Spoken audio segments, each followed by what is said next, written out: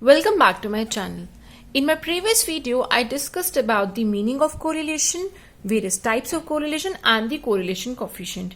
In my current video, I'll be discussing about the very first method of studying correlation, that is scatter diagram. So basically there are many methods for measuring linear correlation, but as per the syllabus of Delhi University BCom bachelor's, we cover mainly three of them: scatter diagram, Karl-Pearson coefficient of correlation by rank differences, that is Pearson rank correlation. In my upcoming videos, I'll be talking about Karl-Pearson coefficient of correlation and Spearman rank correlation, but this video is all about scatter diagram. So what is scatter diagram? It is basically a simplest technique, simplest method of studying correlation between two variables. The first variable is independent and plotted along the horizontal axis, that is the x-axis, and second variable is the dependent variable, which is dependent basically on the first variable and is plotted on the vertical axis, which is y-axis. So दो variables हैं, एक variable को हम x axis पे लेते हैं और एक वेरिएबल को y एक्सिस पे लेते हैं. जो x एक्सिस वाला वेरिएबल है वो इंडिपेंडेंटली ऑपरेट कर रहा है और वो y एक्सिस वाला जो वेरिएबल है वो x एक्सिस की परफॉर्मेंस पे ही बेस्ड अपॉन है. उसकी फिगर, उसकी value will be based upon the x axis value. Now, this diagram help us in determining how closely two variables are related. ये डायग्राम बनाकर हम ये पता लगा सकते हैं कि ये दो पर्टिकुलर वेरिएबल जिनको हम स्टडी कर रहे हैं ये कितने रिलेटेड हैं, कितने कोरिलेटेड हैं. Now see the example.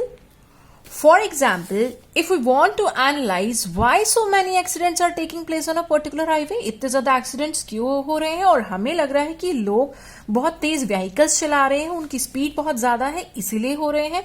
So we suspect that the high speed of vehicles may be a factor in this. So we select two variables. दो वेरिएबल्स हम सिलेक्ट करते हैं. एक हमने सिलेक्ट किया है मोटर की स्पीड जो कि है independent variable and it is plotted on the X axis, और दूसरा हमने सिलेक्ट किया number of accident which is the dependent variable in this case and is plotted on the Y axis.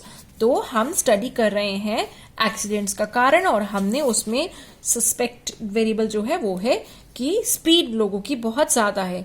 तो once the diagram is completed, जब हमने पूरा diagram बना लिया तो हमने ये नोटिस किया that the speed of the vehicle increases. जैसे जैसे स्पीड बढ़ती जा रही है वैसे वैसे एक्सीडेंट्स भी बढ़ते जा रहे हैं. So the number of accidents are also going up. So this indicates the positive correlation between the speed of vehicles and the number of accident. तो जैसे जैसे हमारी मोटर कार की स्पीड बढ़ रही है वैसे वैसे एक्सीडेंट्स भी बढ़ रहे हैं. सो हम बात कर सकते हैं 9 पर्टिकुलर सिचुएशंस की स्कैटर डायग्राम में. नंबर 1, तो आई होप आपको ये समझ आ गया कि speed of vehicle increases, the arrow is showing the increase side and the number of accident also increases. Now let's talk about the 9 situations we have. Number 1 is perfect positive correlation.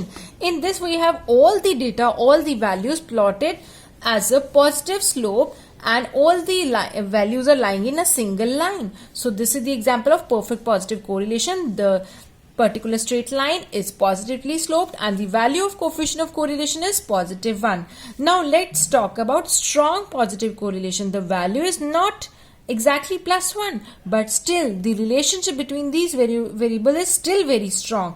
As the values of x-axis are increasing, the values of y-axis are also increasing in a positive manner, and this shows the weak positive correlation. तो है एक में बढ़ोतरी होती है तो दूसरे में भी बढ़ोतरी होती है, एक में इंक्रीज हो रहा है दूसरे में भी इंक्रीज होता है. तो ये आपको पॉजिटिव कोरिलेशन तो दिखा रहा है बट बहुत ही वीक है, इससे डेटा बहुत आपका डिस्पर्स्ड है. Now let's talk about the perfect negative correlation. In this we have a straight line, the values represented in the form of a straight line and that too is negatively sloped. तो यहाँ पर coefficient of correlation की जो value है that is -1. तो this is the example of perfect negative correlation और the scatter diagram for perfect negative correlation. And what about the strong negative correlation? यहाँ पर वैल्यूज को जिस तरह से कि एक आपका वैल्यू कम होता है तो दूसरा भी कम होता है, रिलेशनशिप काफी स्ट्रांग है बट परफेक्ट स्ट्रांग नहीं है.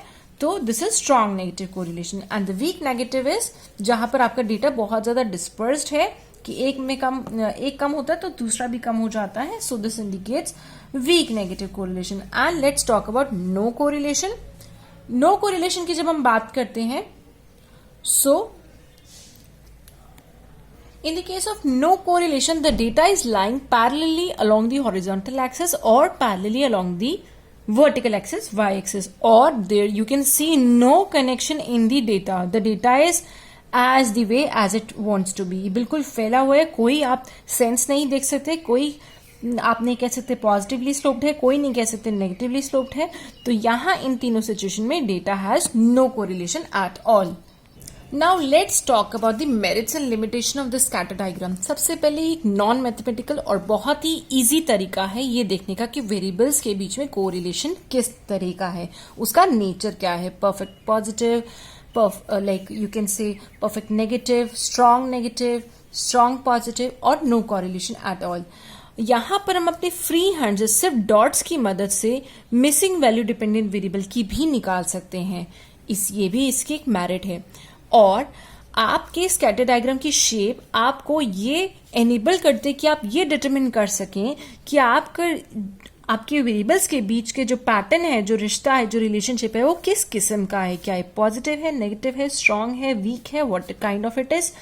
एंड जो आपके अगर डेटा में कोई एक्सट्रीम ऑब्जर्वेशन है तो वो आपके आंसर को इम्पैक्ट नहीं डालती हैं. तो ये है इसकी merits.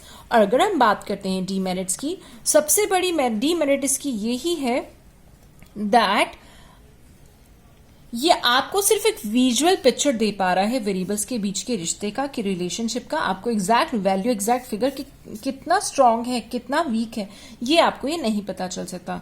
It does not give you the quantitative measure of the degree और extent of correlation and it is not amenable to further mathematical treatment. आप ये सोचें कि आप इसकी मदद से इस पर फर्दर एनालिसिस करने के लिए कोई रूल, कोई टूल, कोई स्टैटिस्टिकल टूल अप्लाई कर सकते हैं. तो ये स्कैटर डायग्राम पे आप फर्दर कोई टूल अप्लाई नहीं कर सकते. ये खुद एक सिर्फ डायग्राम है, ये कोई फॉर्मूला नहीं है. So that's it for this video. In my next video, I'll be talking about covariance, the another technique of finding out the relationship, and this covariance will be used in Karl Pearson coefficient of correlation. So do watch out that, and stay connected. Please be at home, stay safe, get vaccinated soon. Bye bye for now.